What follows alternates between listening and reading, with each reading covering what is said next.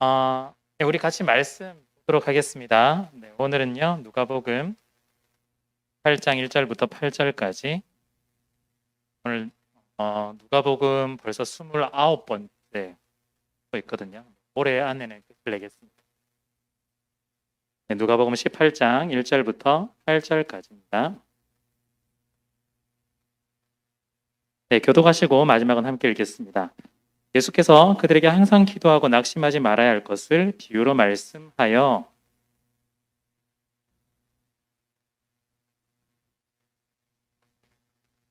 그 도시에 한 과부가 있어 자주 그에게 가서 내 원수에 대한 나의 원한을 풀어주소서 하되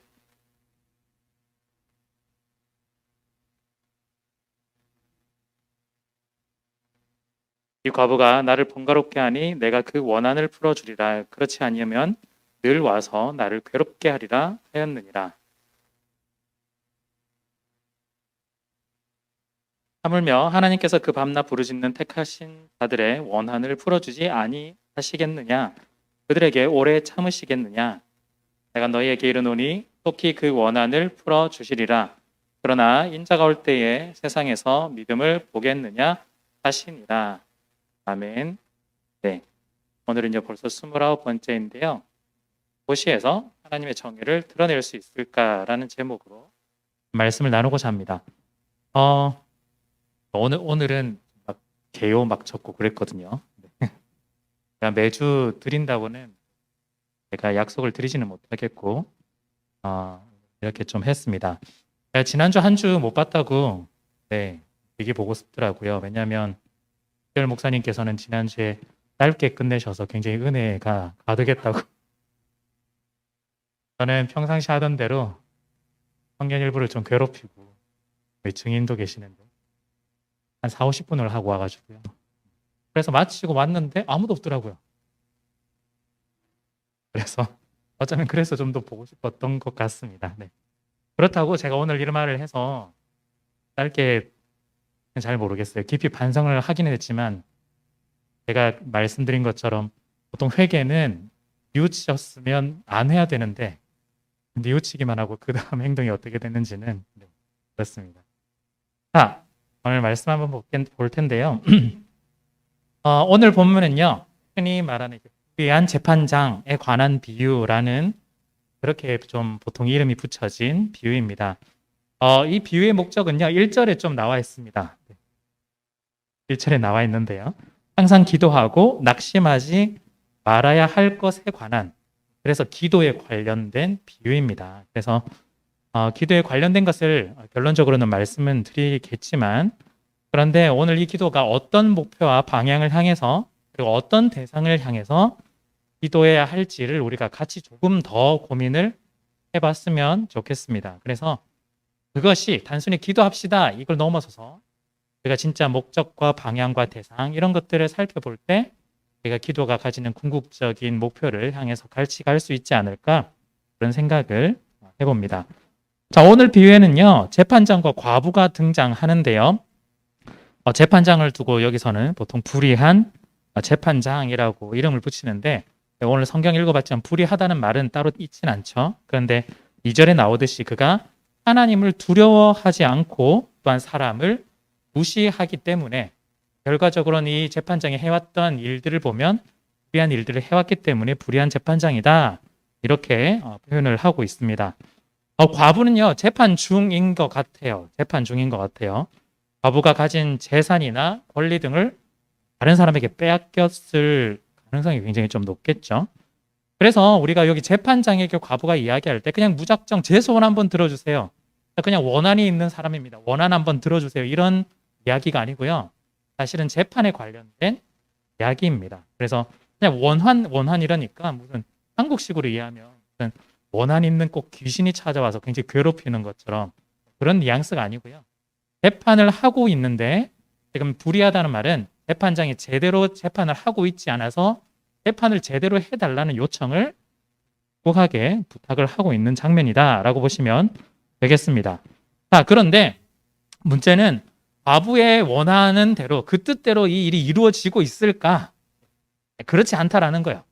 흡소를 하는데도 불구하고 재판장은 별로 반응이 없는 것 같습니다. 그래서 자기의 권리를 되찾아온다거나 흔히 말하는 정의가 실현된다거나 이렇지 않은 거죠. 재판장은요, 이 과부에 대해서 또한 그 사람들에서 별로 관심이 없는 것 같습니다. 재판장이 하나님도 두려워하지 않고 사람도 무시하는데 이 과부라고 한다면 그 당시에서는 가장 약자 중에 약자였기 때문에 더 상대할 가치가 없다라고 생각했을 수도 있을 것 같아요. 그래서 이 과부가 아무리 소리친다고 해가지고 그 과부의 소원을 들어줄까의 확률이 그다지 높지 않은 것 같습니다. 자, 그런데 과부가 어떻게 했을까요? 이 문제를 어떻게 해결했을까요? 계속해서 끊임없이 요구를 하죠. 끊임없이 요구를 합니다. 그래서 이 재판장이 이렇게 결정합니다. 그게 4절과 5절인데요. 그가 얼마 동안 듣지 아니하다가 후에 속으로 생각하되 내가 하나님을 두려워하지 않고 사람을 무시하나 이 과부가 나를 번거롭게 하니 내가 그 원한을 풀어주리라. 이렇게 이야기를 합니다. 재판장이 그 과부의 원한, 문제를 해결해 준다라는 거죠. 그동안 과부가 대상인 이 재판에 대해서 별로 관심이 없었고 앞으로도 그럴 가능성이 없었는데 문제를 해결하는 겁니다. 그냥 깔끔하게 털고 그냥 지나가자라는 그런 의미로 재판장이 이 문제를 해결해 버립니다. 그러면서 마지막 7절에 하물며 이 비유의 나름대로 정리한 결론이죠. 하나님께서 그 밤낮 부르짖는 택하신 자들의 원한을 풀어주지 않겠느냐라고 하면서 예수님의 나름 첫 번째 결론을 이야기를 하고 있습니다. 이 결론의 마무리인 거죠. 그래서 원한이 있는 사람들, 즉 간절함이 있는 사람들이 간절함으로 기도한다면 하나님께서 들어주실 것이다. 그래서 이 비유를 통해서 아마 이 첫 번째는 이런 이야기를 하시는 것 같아요. 되게 간절한 기도를 해야 된다. 또한 쉬지 않는 기도를 해야 된다. 끊임없는 기도를 해야 된다. 그리고 그렇게 기도할 때 기도가 응답이 될 것이다 라고 이야기를 첫 번째 해주는 것 같습니다. 자, 그런데 오늘 이렇게 7절에서 사실은 마무리를 지어도 되는 이야기이거든요. 이야기인데 근데 7절에서 끝나지 않고 오늘 본문은 8절까지 이어지고 있어요. 그래서 간절한 기도와 응답만으로 보기에는 오늘 본문에서 좀 이해가 되지 않는 부분이 몇 가지가 좀 있다라는 거죠. 먼저 첫 번째는요. 간절한 기도와 응답이라는 그 주제를 생각해 보면 왜 굳이 이 이야기의 대상이 불의한 재판장이었을까? 선한 사람일 수도 있지 않을까? 선한 사람이라면 자신이 하지 못했던 것들을 간절하게 이야기했을 때 더 선하게 해주지 않았을까? 그리고 이 불의한 재판장이 하나님과 대조되는 것을 우리가 생각을 해본다면 마치 하나님이 불의하신 분처럼 느껴지는데 그 불의하신 하나님께 우리가 더욱더 간절히 매달려야만 불의하신 하나님이 우리의 기도를 들어주시고 응답해 줄 것만 같은, 그래서 하나님에 대한 왜곡된 이미지를 만들어낼 것 같은 그런 느낌이 첫 번째 든다는 거죠. 불의한, 왜 굳이 불의한 재판장을 썼을까? 선한 재판장을 써도 되는데 그런 생각이 들었고요. 또 한 가지는 이 재판장이 과부의 요청에 응답한 이유입니다. 응답한 이유예요. 이 재판장이 원래는 불의했는데 하나님을 두려워하지 않고 사람을 무시했는데 갑자기 무과천선해서 이제부터 하나님을 높이고 또한 사람들을 존중하고 사랑하며 살겠습니다 하면서 그렇기 때문에 이 과부의 요청을 들어줬을까? 절대 그렇지 않다라는 거예요. 이 재판장의 속마음은요, 한마디로 번거롭다, 귀찮다, 짜증난다. 그것 때문에 지금 이 문제를 해결해 준다라는 거예요. 그래서 오늘 본문에서는요, 과부의 요청에 대해서 그냥 어쩌면 짧은 시간에 그냥 비유이기 때문에 넘어가는 것처럼 보이지만 어쩌면 이렇게 좀 우리 상상을 해보지 않았을까? 예를 들어서 재판장이 집 앞에 있는데 막 과부가 1인 시위 같은 거 하는, 문제를 해결해달라 혼자 계속 소리치는 거죠. 그리고 이 재판장이 이동을 하는 그 곳곳마다 계속해서 나타나서 계속해서 자기의 문제를 해결해달라고 계속해서 호소하고 강구하기도 합니다. 자기가 일하고 있는 곳에서도 계속해서 소리쳐가지고 주변 사람들도 무슨 일이냐고 자꾸 물어보면서 귀찮게 왜 그러냐, 빨리 정리해라고 이렇게 얘기한다면 이 재판장의 입장에서는 짜증이 나서라도 귀찮아서라도 문제를 해결해주는 상황으로 옮겨 나가게 된다라는 거죠. 과부의 요청은요, 유죄 선언해달라는 게 아니에요. 자기가 지금 당했는데 당한 그 피의자, 잘못한 사람에게 벌을 제대로 합당하게 내려달라는 당연한 요구 권리. 자기의 권리가, 물론 좀 더 엄밀하게 들어가면 과부와 피의자를 몰라요. 그렇지만 이유이기 때문에 어느 정도 봤을 땐 이 과부가 자기의 원한이라는 걸 볼 땐 피해를 받았고 손해를 봤는데 그걸 가해자, 피의자 같은 경우에는 어느 정도 해결해 달라. 이 요청이 충분히 우리는 추측할 수 있겠죠. 재판장이 응답해준 속마음을 볼 때는요. 이게 간절한 기도, 들어주시는 분도 굉장히 좀 기분 좋게 들어주셔야 되는 거 아니에요? 하나님이라면 정말 우리를 사랑해서 우리가 정말 잘 되기를 바래서 그래서 우리의 기도에 대해서 응답해 주셔야 되는 건 아닐까? 그런데 오늘 불의한 재판장을 보면 짜증나니까, 귀찮으니까, 번거로우니까 이렇게 안 하면 다음에 와서 또 괴롭힐 것 같으니까 에이 그냥 해결해버리자. 이런 식으로 만약에 기도 응답을 했다? 그리고 그걸 받았다? 조금 이상하다는 거죠. 그래서 단순히 간절한 기도와 응답 이 주제를 가지고 오늘 본문에 대입해 보니까 뭐가 조금 아귀가 안 맞는 듯한 퍼즐을 맞추려고 하는데 퍼즐이 조각이 좀 안 맞는 듯한 그런 느낌이 계속 드는 겁니다. 그리고 오늘의 본문 구조를 봐도 조금 그래요. 이게 무슨 말이냐면 유의 시작이 되는 2절을 보면 이 재판장이 어떤 존재인지를 설명해요. 거기서 말씀드렸지만 하나님을 두려워하지 않고 사람을 무시하는 재판장. 그래서 짧게 설명해서 불의한 재판장 이렇게 이야기하는데 중간에 4절에 가면 한 번 더 자기가 자기 입으로 이야기해요. 자기 입으로. 과부가 막 요청을 하니까 혼자서 생각하는 거야. 그래 내가 하나님을 두려워하지도 않고 사람을 무시하지만 하면서 자기 입으로 자기 스스로를 표현하고 있는 거예요. 이제 강조하고 있는 거죠. 근데 그뿐만 아니라 6절에 가서도 이야기를 하는데 예수님이 뭐라고 이야기하냐면 이 모든 내용 중에서 이 불의한 재판장이 말한 것을 들어라라고 예수님이 이야기를 합니다. 왜 굳이 들으라고 넣었을까? 그냥 1절에 가서 간절하게 기도하면 원한을 가져서 간절하게 기도하면 응답될 거다라고 해도 되는데 왜 굳이 6절까지 집어넣어가지고 헷갈리게 만들까? 여기 오늘 본문에서 강조하는 비유가 강조하는 게 뭐냐면요. 이 재판장은 굉장히 불의하다는 걸 생각보다 강조를 하고 있어요. 이렇게 말하면 강조를 하고 있어요.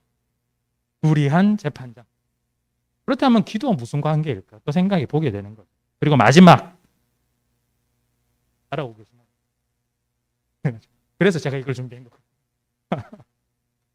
마지막 8절에 가면 이런 이야기가 있어요. 마지막에 인자가 올 때에 세상에서 믿음을 보겠느냐? 이렇게 말하면 인자 예수님이 사실은 다시 오실 텐데 그러면서 다시 오실 때 그때의 믿음을 본다. 이 말은 믿음 있는 사람을 찾아볼 수 있겠냐라고 질문을 하는 거예요.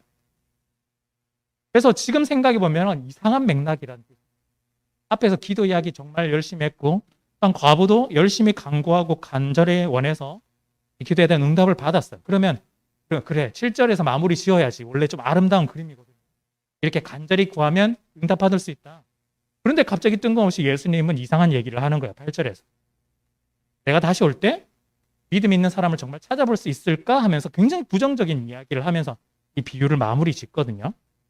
이게 좀 이상하다라는 거예요. 과부가 잘 응답을 받고 돌아가서 정말 믿음 좋은 사람인 걸로 끝냈는데 마치 8절은 꼭 믿음이 없는 사람인 것처럼 묘사를 하고 있다라. 제가 굉장히 복잡하게 이야기했지만 결론은 간절한 기도와 응답이라는 주제가 분명히 있기는 한데 이 주제와 오늘 맥락 속에서는 뭔가 조금 안 맞는 핀트가 안 맞는 그런 내용이 곳곳에서 자리를 잡고 있다라고 말씀을 드리고 있는 거죠. 자, 그렇다면요. 우리가 다시 방금 말씀드렸던 8절에 있는 우리가 믿음을 찾아볼 수가 없다라는 그 부분과 기도의 관계를 조금 한번 좀 고민을 좀 해봐야 될 것 같아요. 왜냐하면 이 둘의 관계가 이렇게 좀 설명을 할 수 있을 것 같은데요. 기도만 하면 첫 번째 믿음을 지킬 수 있다. 이렇게 이야기를 할 수 있을까요? 기도만 하면 믿음을 지킬 수 있다? 예, 제가 사실은 밑밥을 너무 많이 깔아가지고 마치 느낌이 아니다 느낌이 좀 오는 거죠. 기도만 하면 믿음을 지킬 수 있을까? 마지막에 질문을 던진 거예요. 부정적으로. 마치 믿음을 못 지킬 것처럼. 기도가 중요하니까 그렇다면 기도가 중요하니까 불의한 재판장이 앞으로도 계속해서 똑같이 불의한 일을 저지르고 그렇게 난리를 치고 있어도 그냥 어쩔 수 없다. 그냥 기도만 열심히 하면 하나님께서 들어주신다. 이야기를 마지막에 또한 하는 걸까? 앞서 말씀드린 것처럼 간절한 기도와 응답이 주제라면 왜 불의한 재판장은 계속해서 반복되고 있고 믿음을 찾아볼 수 있을까라고 하는 부정적인 질문을 계속해서 한다는 건 뭔가 여기서 말하고 있는 것이 다른 의도가 있기 때문이다라고 우리가 볼 수 있을 것 같아요. 그 의도를 다시 한 번 더 8절에 비추어 본다면 믿음이 있는 자를 찾아볼 수가 있을까라고 예수님이 물었을 때 사실은 그 질문을 뒤집어서 생각해 본다면 우리에게 믿음이 있는 사람을 찾아볼 수 있게 해야 한다라고 요청을 하는 것 같습니다. 다시 한번 말씀드리면 믿음이 있는 사람을 찾아볼 수 있게. 즉 예수님이 다시 오셔서 믿음이 있는 사람들을 찾았는데 지금까지 없다라고 생각했는데 이 질문은 이제부터 예수님이 오셨을 때 믿음이 있는 사람을 정말 예수님이 잘 찾아낼 수 있도록 우리가 그 과정과 준비들 모든 것들을 해 나가야 된다라는 걸 요청을 하고 있는 것 같다라는 거죠. 그렇다면 다시 한 번 더 8절에 변화된 의도를 가지고 기도를 재정의를 해본다면요. 기도는요. 사실은 개인의 소원을 간절히 이야기하고 응답하고 지속적으로 그 응답받기 위해서 지속적으로 해야 되는 것이 물론 기본적인 기도의 첫 번째 정의겠지만 여기서 말하는 그거를 조금 넘어서야 된다라고 이야기를 하는 거예요. 믿음이 있는 사람들을 찾아볼 수 있도록 믿음이 있는 사람들이 많아지도록 하는 것이 기도이다라고 사실은 결론적으로 그 이야기를 하고 있습니다. 우리의 개인적인 소원도 분명 원한을 가지고 있는 것들을 하나님 옆에 내어놓고 기도하는 것도 첫 번째겠지만 중요한 건 그걸 넘어서서 믿음이 있는 사람들이 많아지도록 예수께서 다시 오셔서 믿음 있는 사람들을 찾았을 때 그 사람들이 정말 찾을 수 있도록 우리가 그 사람들이 찾을 수 있도록 해야 되는 것이 바로 기도라는 걸 이야기를 하고 있다라는 거죠. 우리가 조금 더 나은 이해를 위해서 한번 과부의 입장이 한번 되어 보는 거예요. 과부의 입장이 되는데 여러분들이 만약에 지금 처음에는 문제가 안 풀려서 재판장에게 계속 얘기했는데 결국 문제가 풀렸어요. 그럼 이제 어떻게 해야 될까요? 첫 번째는 이렇게 생각할 수 있을 것 같아요. 자기 문제 해결됐으니까 내 문제가 해결되었으니까 이제 그냥 집으로 돌아가면 돼요. 그냥 다 해결됐어요. 정말 행복하고 기쁘고 정말 나에게 정말 복된 일인 거죠. 돌아가면 됩니다. 그런데 이미 보았지만 그런 태도를 취한다는 건 개인적인 문제만 해결되고 끝난다라는 거예요. 우리의 기도가 개인적인 문제를 넘어서서 믿음 있는 사람들을 찾아내는 기도가 되어야 된다. 이 말은 이제 다른 단계로 좀 넘어가야 되는 거죠. 7절에서 마무리를 보통 지을 수가 있겠죠. 개인적인 기도는. 그런데 8절까지 이어지는 기도를 하려면 우리는 다른 태도를 취해야 돼요. 무슨 말이냐? 지금까지는 우리가 과부가 되었을 때 이 문제를 해결하고 집으로 갔었어요. 그런데 그게 아니라 이제 집으로 가더라도 여전히 변하지 않는 게 뭐냐면 재판장이라는 거예요. 재판장은 여전히 불의하다는 거예요. 내 문제는 해결되었어요. 맞아요. 내 문제는 해결되었어요. 그런데 재판장은 여전히 불의해요. 재판장은 여전히 거기서 자기 꼼수를 피우고 있고 불의하며 자기 마음대로 행하고 있다는 거예요. 그런데 자기 문제는 해결되었지만 그렇다고 돌아가면 나는 기쁘겠지만 문제는 그 이후에 믿음 있는 사람을 찾아볼 수가 없을 거예요. 이렇게 간구하지 않으면 도저히 찾아볼 수 없거든요. 그렇다면 이게 무슨 말일까? 내가 첫 번째 이 문제 해결해서 제1의 과부였다면 제2, 제3의 과부가 나오지 않도록 이 문제를 풀어나갈 책임과 의무가 우리 가운데 있다라는 거예요. 우리가 제2, 제3의 억울한 과부가 나오지 않도록 불의한 재판장을 계속해서 괴롭혀야 된다라는 거죠. 괴롭혀야 돼요. 번거롭게 만들어야 되고 짜증나게 만들어야 되는 겁니다.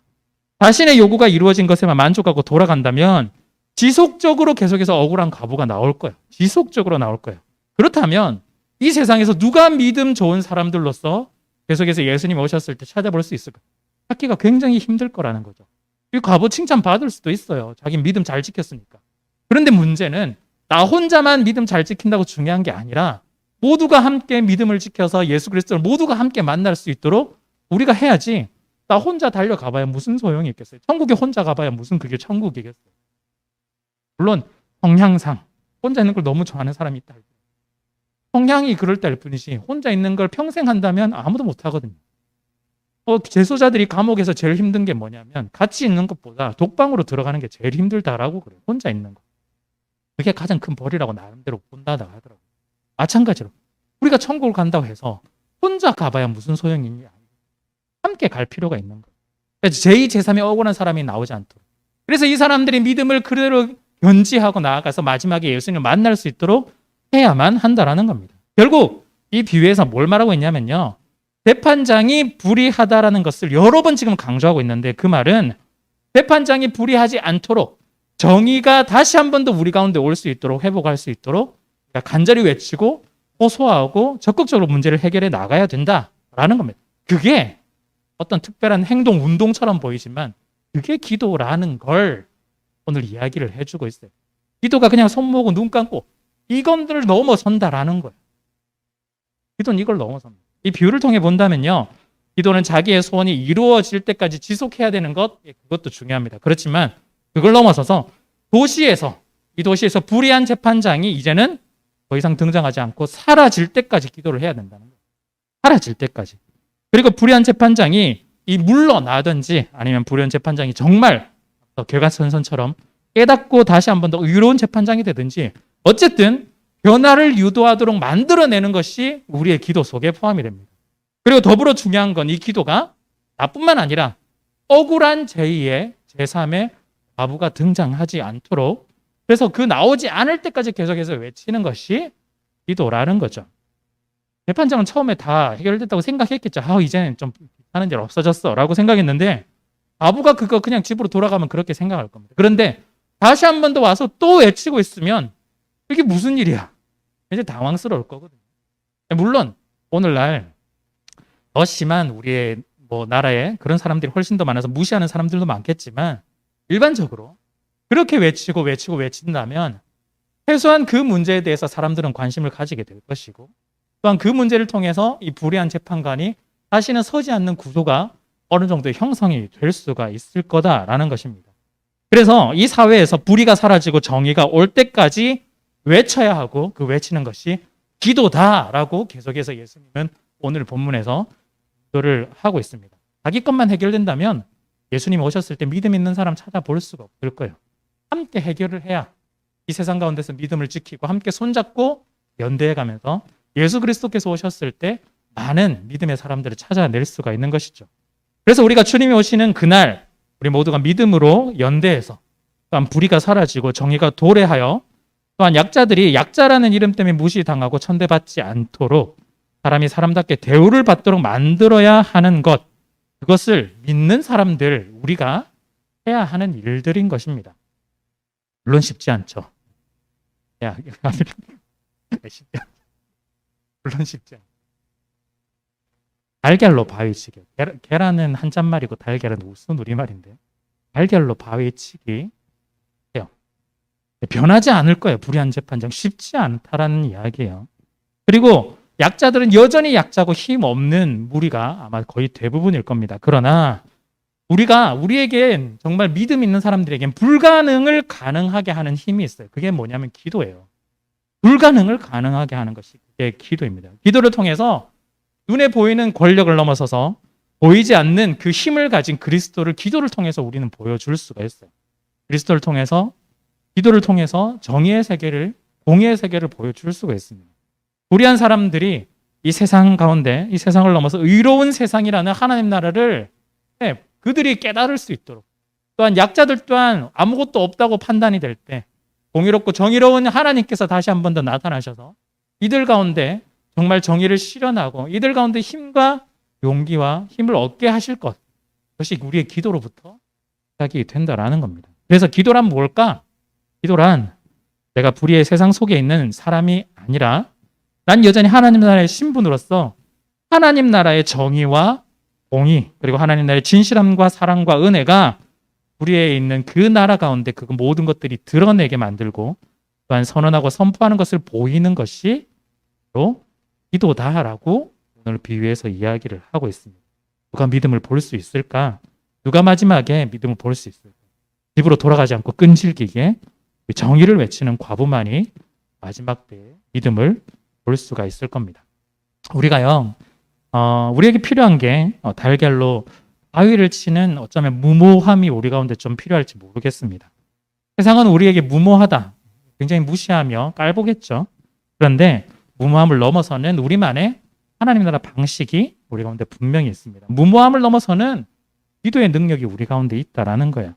세상의 방식으로는 계산을 나아가겠지만 계산을 넘어서는 하나님 나라의 계산 방식이 있다라는 겁니다. 기도가 여기에 밑바탕이며 기도가 중심이며 기도가 이 모든 것들의 시작입니다. 개인의 요구와 필요에 따라 기도는 반드시 해야 되지만 우리의 기도는 그렇기 때문에 좀 더 확장시켜서 나갈 필요가 있습니다. 사회를 향해. 즉 우리의 기도가 개인적인 기도 중요합니다. 무시하는 게 아니에요. 정말 중요하고 계속해서 해야 돼요. 그렇지만 조금 더 확장시킬 필요가 있어요. 사회적인 기도를 우리가 해나갈 수 있어야 된다는 거예요. 나를 위해서 하는 기도를 넘어서서 우리는 이런 기도 많이 해왔죠. 교회를 위해, 선교를 위해. 다 교회와 연관된 것들만 기도를 해왔거든요. 그런데 교회와 연관되지 않은 것들도 우리가 관심을 가지고 기도를 할 수 있는 그런 태도도 우리 가운데 반드시 필요해야 됩니다.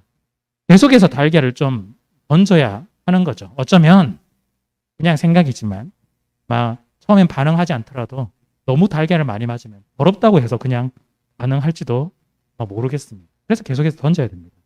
자, 그렇다면요. 오늘 이 말씀에 따라서 우리가 좀 구체적으로 무엇을 해야 될까? 그게 좀 필요한 것 같습니다. 먼저 첫 번째는 우리가 살고 있는 도시에 대해서 좀 이해를 할 필요가 있어요. 도시에 대해서 이해를 할 필요가 있습니다. 복음서에서 잘 등장하지 않은 단어가 바로 도시라는 단어예요. 그런데 오늘 이 비유에는 무려 도시라는 단어를 좀 일부러 좀 반복을 하고 있는 것 같아요. 도시에 살고 있는 불의한 재판장, 그리고 도시에 살고 있는 연약한 과부, 이 도시를 생각보다 오늘 본문에서 강조를 하고 있어요. 여러분들은 대부분 아마 도시에서 어릴 때부터 살아왔죠. 서울을 기준으로 하면 다른 데는 도시 아니라고 자꾸 생각하시는 것 같은데 한 5만 명, 10만 명만 넘어도 도시라고 볼 수 있어요. 서울만 도시는 아니거든요. 그런데 우린 또 여기서 살고 있으니까. 그러니까 도시에서 살다 보니 이 도시가 가지고 우리에게 영향을 미치는 것에 대해서 생각보다 우리는 좀 무감각해 더 있는 것 같아요. 도시가 주는 이 영향력에 대해서. 도시는요, 우리도 포함이 되어 있지만 우리 모두의 인간의 욕망이 한 곳에 다 집중되어 있는 것이 도시라고 할 수 있습니다. 불의한 재판관 어디에도 있겠죠. 그렇지만 도시라면 훨씬 더 많을 것이고 그게 나의 모습일 수도 있고 다른 사람 옆에 있는 사람의 모습일 수도 있을 겁니다. 더 자주 만나게 된다라는 거예요. 그래서 이 도시가 이 불의하다라는 이 단어와 볼 때 도시가 불의해 뭔가 다른 단어이고 안 맞는 단어인 것 같아 보여도 사실은 도시에서 우리의 욕망이 투영되고 그 욕망을 위해서 정의가 아니고 공의가 아닌 다른 것들을 이용한다면 이 도시는 굉장히 불의한 장소라고 또한 설명도 해볼 수 있을 것 같습니다. 도시는 욕망과 욕망이 쌓여서 만들어진 곳이에요. 욕망을 따라서 돈이 모이죠. 돈을 향해서 사람들은 계속해서 또 모입니다. 그래서 대도시가 이루게 되는 것이죠. 돈이 흘러가는 곳에는 뭐가 있을까요? 정보력, 또한 그 돈을 움직이고 있는 권력들도 당연히 생기겠죠. 이거는 단순히 200년 안에 생긴 것이 아니라 인류의 처음부터 계속해서 이 문제들은 이루어져 왔습니다. 그래서 구약시대에도 처음에 만들어진 것들이 성에 관해서 이야기를 하고 있고 그 성들이 모인 마을에 관해서도 이야기를 하고 있어요. 결국에는 사람들이 모여서 그걸 구약시대 때 피크로 보여준 것이 바벨탑 같은 케이스라고 할 수도 있겠죠. 바벨탑을 생각하면 여러분들이 그냥 탑만 쌓았다 이렇게 생각할 수도 있잖아요. 그런데 그 높은 탑을 쌓는데 사람들이 하루 만에 쌓았을까? 절대 그렇지 않은 거죠. 우리 옆에 있는 공사 현장을 가도 공사하시는 인부들이 그냥 거기서 그냥 뭐 열심히 일만 한다. 그건 아주 단순한 생각인 거예요. 그래서 밥을 먹을 것이고 어디서 뭐 편의점에서 무엇을 살 것이고 결국 탑을 쌓는 것 자체는 그 도시 가운데 생활권이 형성이 된다는 것이고 그 사람들이 그걸 중심으로 계속해서 모여서 돈이 흘러가고 욕망이 흘러가는 그런 모습으로 발전하게 되는 것이죠. 그래서 우리가 도시를 사실은 좀 가볍게 볼 수가 없는 거예요. 욕망이 모이는 곳이기 때문에. 그래서 도시가 늘 선하고 늘 의롭고 늘 아름다운 곳이었다면 우리 그리스도인들이 이곳 도시에서 살 때 어려움을 전혀 겪지 않겠죠. 우리가 추구하는 게 그거잖아요. 선한 모습, 의로운 모습, 아름다운 모습. 도시가 그렇다면 우리는 거기서 그리스도인 모습을 정말 잘 살아갈 겁니다. 그런데 우리가 왜 여기 도시에서 살면서 힘이 드나요? 도시는 그걸 원하지 않거든요. 도시는 불의를 원하거든요. 도시는 욕망을 원하거든요. 그런데 우리가 그것을 벗어나기 위해서 바둥바둥 되니까 서로 맞지 않는다는 거예요. 그래서 힘들다는 거예요. 쉽지 않다라는 거예요. 서로가 계속해서 질투와 시샘을 하고 있고 경쟁과 암투를 통해서 줄을 서야 하고 살아남지 못하면 도태되고 사람이란 존재 취급을 받지 못하는 그곳이 될 수 있는 곳이 도시이기 때문입니다. 오늘 도시에 살고 있는 과부가 대표적인 그런 사람인 거죠. 내 능력도 없어요. 환경도 받쳐주지 않아요. 자기가 할 수 있는 것이 없어요. 결국에는 아무것도 할 수 없는 가장 약자 중에 약자가 양산되고 있는 곳이 다른 곳보다 도시일 가능성이 훨씬 더 높고 확률적으로 높고 또한 실제로도 굉장히 많다라는 거죠. 도시는요 기본적으로 불의와 불공평 그리고 불평등으로 이루어진 것입니다. 왜냐하면 죄인인 사람이 모여있기 때문인 거예요. 압축적으로 모여있기 때문입니다. 그래서 우리가 여기선 살아가고 있죠. 그렇다고 도시를 우리가 계속해서 버려야 될까? 그냥 시골에 가서 그냥 전원주택에서 그냥 나 혼자 살아야 될까? 굉장히 돈이 많으면 그렇게 살 수는 있겠죠. 근데 그게 하나님께서 진정 원하시는 걸까?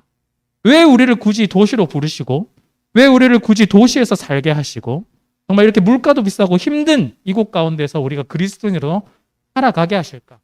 하나님의 목적이 있다라는 거예요. 도시에서 살고 있는 것에 대해서 성경에서는 굉장히 좀 자주 강조를 하고 있습니다. 예수님도 도시와 마을을 두루 다니면서 복음을 전했다라고 성경이 강조하고 있고요. 사도 바울 같은 경우에는 아예 시골은 가지도 않았어요. 도시에만 복음을 전했습니다. 사도 바울이 있는 교회들은 다 도시였어요. 사도 바울이 있는 도시였던 곳. 그래서 서신서의 제목들이 있죠. 로마서부터 시작해서 데살로니가, 고린도 전부 다 유명한 도시에 세워진 교회들입니다. 에베소. 그냥 시골 교회를 가진 게 아니에요. 왜냐하면 결국에는 그곳에서 사람들이 모이고 그곳에서 사상과 철학들이 모인 그곳에서 하나님 나라의 복음을 전하고 하나님 나라를 드러내고 싶었기 때문인 거예요. 결국에는 도시에서 승부를 받습니다. 도시에 살고 있는 불의한 재판장은요, 인간의 욕망에 집약체 있고요. 또한 도시에 살고 있는 과부는 도시에 넘쳐나는 사회적 약자들을 계속해서 좀 지칭하고 있습니다. 우리가 물론 개개인의 문제에 짚고 넘어갈 수도 있습니다. 그런 성향에 대해서, 그런 특성에 대해서, 왜 노력하지 않은 것에 대해서 우리가 이야기를 할 수 있지만 제가 왜 도시를 강조했느냐? 도시가 만들어내고 있는 이 사회 구조적인 문제를 우리가 무시하고 넘어간다거나 전혀 관심 없이 넘어가게 되면 그 개인 한 사람 한 사람에게 손가락질 할 수밖에 없어요. 좀 못 살아요. 능력이 없어 보여요. 그래서 우리가 손가락질 하잖아요. 준비도 아무것도 안 했어. 다른 사람 열심히 살 때 너 뭐 했냐? 이거밖에 안 되는 거예요. 물론 그 사람이 열심히 안 한 부분도 있을 수도 있겠죠. 그런데 열심히 해도 답이 없는 경우에는 뭐라고 대답할까요? 열심히 했는데 답이 보이지 않아요. 계속해서 그냥 반지하에서 굉장히 살아가야 돼요. 청년들이 힘들게 해야 돼요. 대출은 왜 이렇게 많은지 모르겠어요. 힘들어요. 너 왜 열심히 안 했어? 이렇게 할 수 있을까? 그 개인의 문제를 접어두고 나서 사회 구조적으로 이 도시 가운데 이렇게 사회적 약자를 양산하고 또한 돈이 많은 것에서 불의한 재판장을 양산하고 있다면 우리 그리스도인들은 그걸 그냥 그대로 보고 있어서는 안 된다라는 거예요.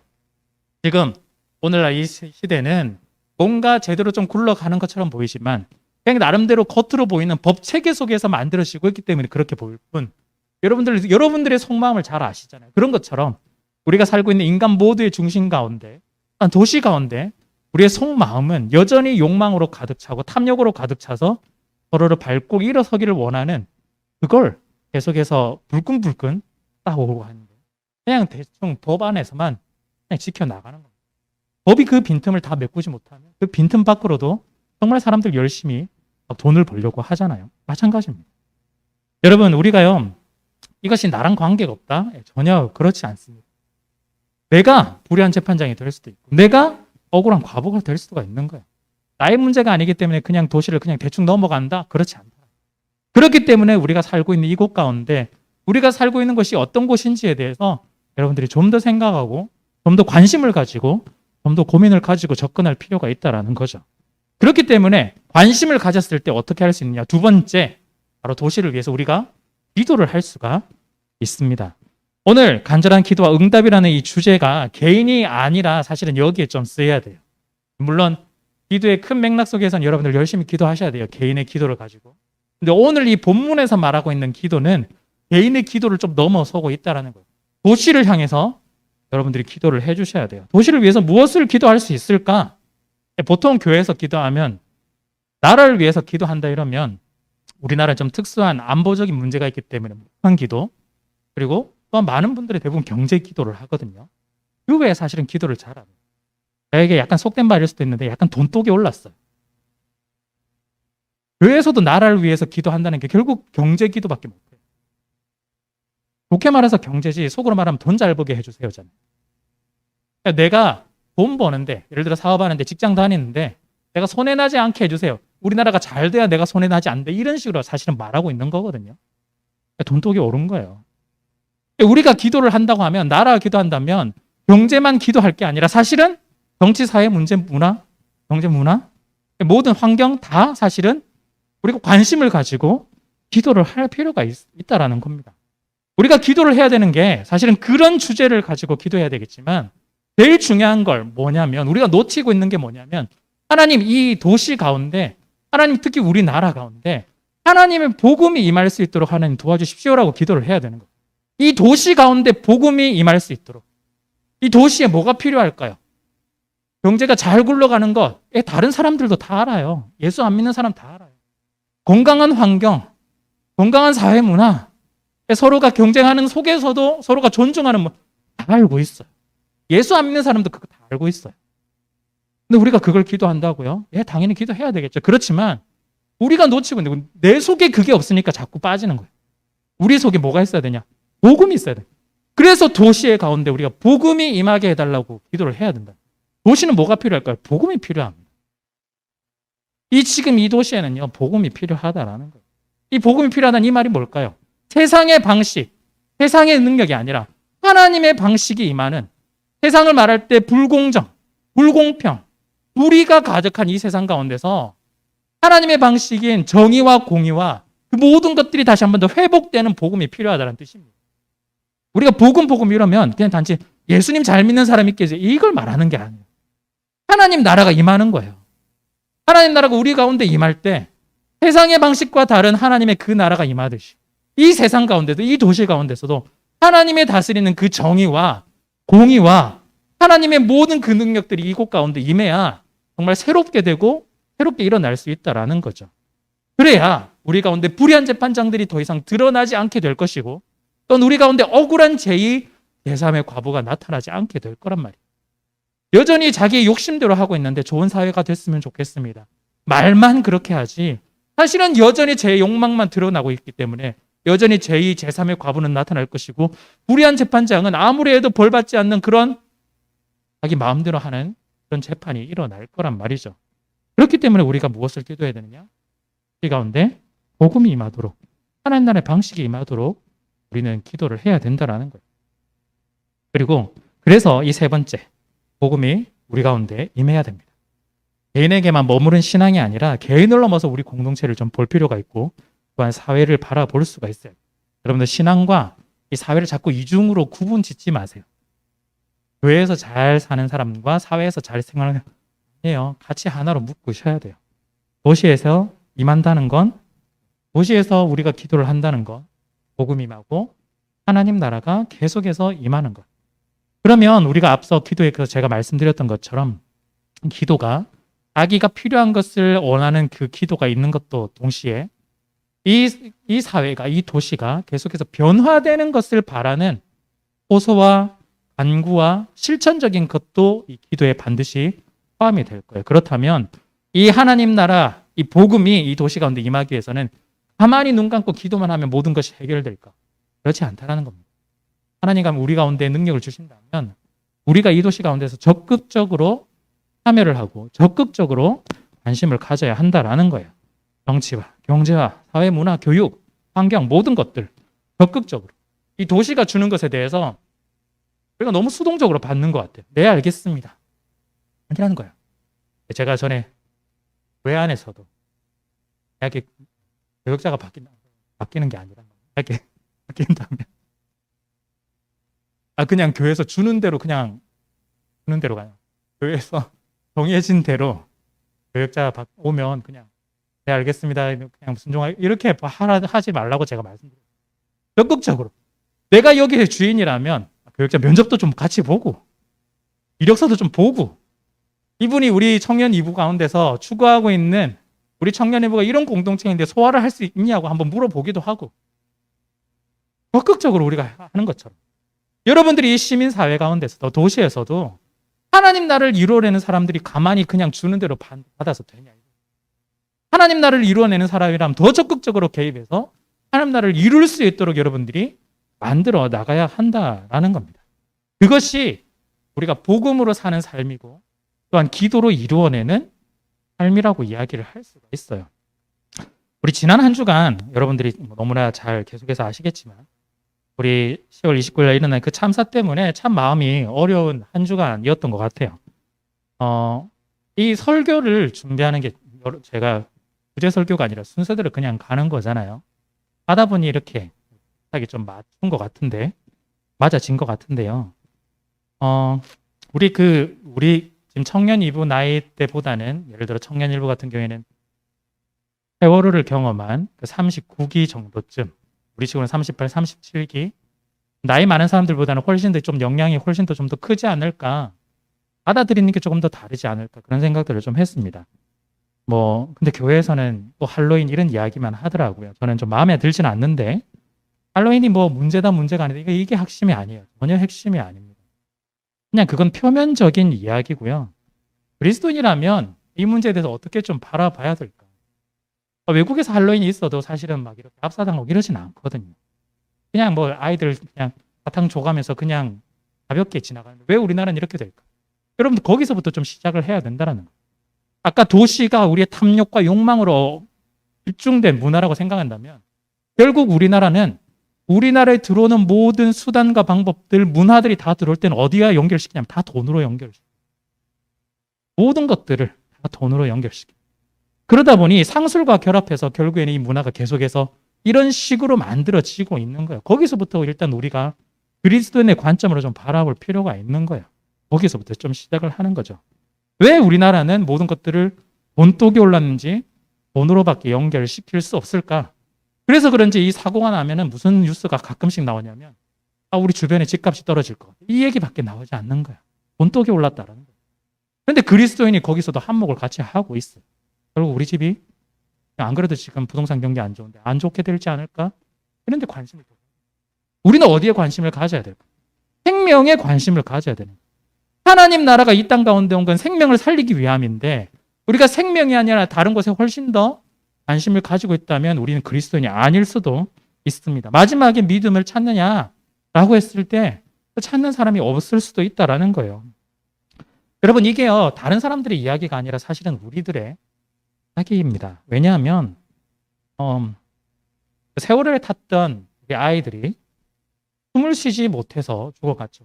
것처럼 우리가 코로나 이후에 좀 숨 좀 한번 쉬어보겠다고 나갔던 사람들이 우리 젊은 옆에 있는 사람들이 친구들이 숨을 쉬지 못한 것처럼 사실은 지금 우리가 숨을 쉬고 있는 것 같아도 이 도시 속에서 숨을 쉬지 못하는 마음대로 자유롭게 쉬지 못하는 그런 상황으로 우리는 계속해서 살아가고 있거든요. 그런데 우리는 사회 구조적인 문제들 때문에 우리가 그것들을 이겨내지 못하고 그냥 어쩔 수 없이 받아들여야만 되는 그런 상황으로 자꾸 처해지고 있는 거죠. 여러분들 취업하신 분이 여기 우린 그래도 좀 대부분이잖아요. 취업했다 한들 여러분들이 미래가 굉장히 장밋빛처럼 굉장히 환해 보이던가요? 옛날 어른들 이야기 보면 그렇잖아요. 어른들은 그냥 학교에서 좀 대충 공부했는데 학점은 그냥 대충 나왔는데 일자리가 너무 많아가지고 그냥 취업을 하고 취업을 했는데 물론 IMF 이전 이야기일 수도 있겠죠. 잘리는 일 없이 그냥 꾸준히 갔고 그런데 그 월급을 받는 것만으로도 조금만 잘 저축하면 집도 살 수 있고 그래서 아주 걱정 없이 특별한 걱정 없이 아이들 키우고 잘 살았던 그런 이야기를 우리가 들을 수 있거든요. 그런데 여러분들의 세대에서는 그런 걸 생각해 볼 수 있나요? 못해요. 쉽지 않아요. 취업하면 다 되는 줄 알아요.